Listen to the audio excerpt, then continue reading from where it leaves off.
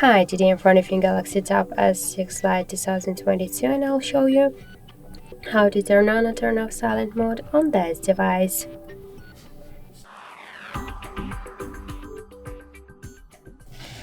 So open first the settings, tap to the sound and click to just here to sound or mode section to activate silent mode or to turn it off. Also, we could just mute the ringtone volume, so this means that the silent mode is activated.